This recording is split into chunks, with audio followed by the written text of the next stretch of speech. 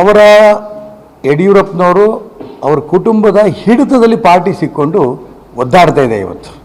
ಅವ್ರು ಏನೇ ನಿರ್ಣಯ ತೊಗೊಂಡ್ರು ಕೂಡ ಯಡಿಯೂರಪ್ಪನವರು ವಿಜೇಂದ್ರ ಅವರಿಬ್ಬರೇ ತೊಗೊಂಡಂಥ ತೀರ್ಮಾನಗಳು. ಆ ತೀರ್ಮಾನಗಳು ತೊಗೊಂಡಿದ್ದನ್ನು ಇಲ್ಲ ನಾ ತೊಗೊಂಡಿದ್ದಿಲ್ಲ ವರಿಷ್ಠರು ತೊಗೊಂಡಿದ್ದು ಅಂತ ಹೇಳ್ತಾರೆ. ವರಿಷ್ಠರು ತೊಗೊಂಡದಲ್ಲ ಇದು.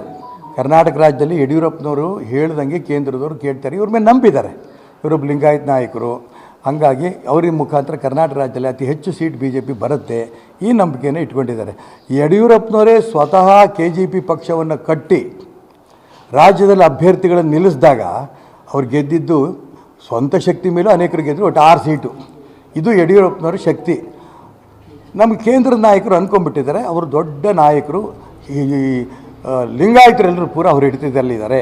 ಈ ಭ್ರಮೆಯಲ್ಲಿ ಕೇಂದ್ರದವರು ಇದ್ದಾರೆ. ಇರಲಿ, 6 ತಿಂಗಳು ಕರ್ನಾಟಕ ರಾಜ್ಯದಲ್ಲಿ ರಾಜ್ಯದ ಅಧ್ಯಕ್ಷ ಸ್ಥಾನ ಖಾಲಿ ಇತ್ತು. ಯಾಕೆ ಖಾಲಿ ಇತ್ತು? ಯಡಿಯೂರಪ್ಪನವ್ರು ಹಠ ಹಿಡಿದು ತನ್ನ ಮಗನಿಗೆ ಮಾಡಬೇಕು ಅನ್ನೋಂಥ ಹಠದಿಂದ, ನಾನು ಹೇಳ್ದಲ್ಲ, ಅವ್ರ ಹಿಡಿತದಲ್ಲಿ ಪಾರ್ಟಿ ಇಟ್ಕೋಬೇಕು ಅಂತ ಹಠ ಮಾಡಿ ಕೇಂದ್ರದ ನಾಯಕರು ಒಲಿಸಿ ಯಡಿಯೂರಪ್ಪನ ಮನಸ್ಸು ಮಾಡಿಕೊಟ್ರು ವಿಜೇಂದ್ರನ್ನು. ಲಿಂಗಾಯತರೇ ಬೇಕು ಅನ್ನಂಗಿದ್ದಿದ್ರೆ ಬಸವನಗೌಡ ಪಾಟೀಲ್ ಯತ್ನಾಳ್ ಯಾಕೆ ರಾಜ್ಯದ ಅಧ್ಯಕ್ಷರು ಮಾಡಲಿಲ್ಲ?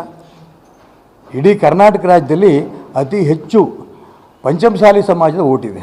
ಲಿಂಗಾಯತ ನಾಯಕರು, ಹಿಂದುತ್ವದ ನಾಯಕರು ಅನ್ನೋಂಥ ಒಂದು ಹೆಸರು ಪಡ್ಕೊಂಡಿರೋರು ಮಾನ್ಯ ಬಸವನಗೌಡ ಪಾಟೀಲ್ ಯತ್ನಾಳ್ ಅವರು. ಅವ್ರಿಗೆ ಯಾಕೆ ರಾಜ್ಯದ ಅಧ್ಯಕ್ಷರು ಮಾಡಲಿಲ್ಲ?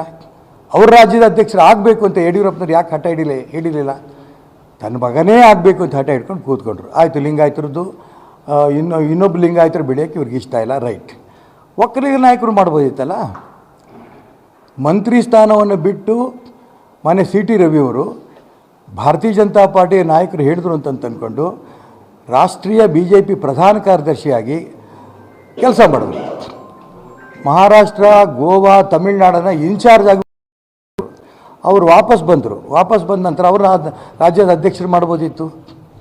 ಅವ್ರು ಮಾಡಲಿಲ್ಲ. ಒಕ್ಕಲಿಗರನ್ನ ಹೋಗಲಿ, ಇಲ್ಲಿ ಶೋಭಾ ಕರಂದ್ಲಾಜೆ ಬೇಡ ಅಂತ ಇಡೀ ರಾಜ್ಯದ ಕಾರ್ಯಕರ್ತರು, ಆ ಒಂದು ಕ್ಷೇತ್ರದ ಕಾರ್ಯಕರ್ತರು ಗೋಬ್ಯಾಕ್ ಅಂತ ಶೋಭಾ ಕರಂದ್ಲಾಜೆ ಅವ್ರು ಕೂಗಿದಾಗ ಅವಾಗ ಯಾಕೆ CT ರವಿ ನೆನಪಾಗಲಿಲ್ಲ ಮಾನ್ಯ ಯಡಿಯೂರಪ್ಪನವ್ರಿಗೆ?